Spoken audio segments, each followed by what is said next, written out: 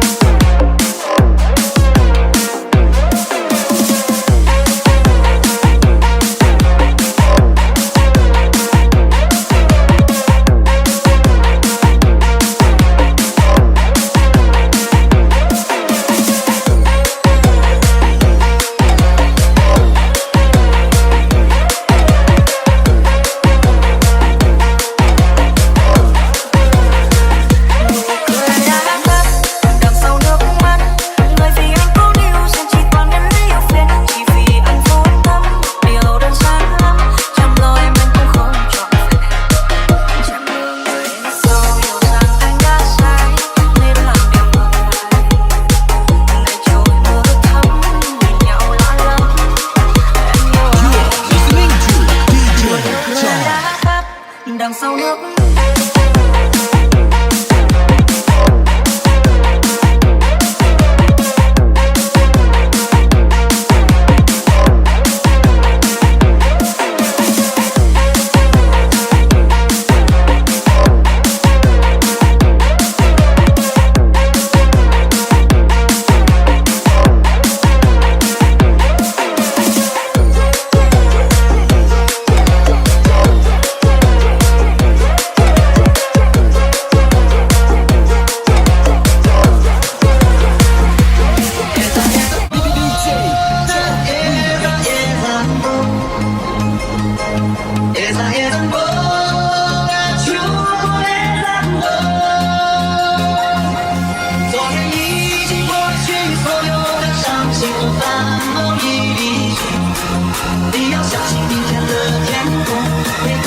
Listening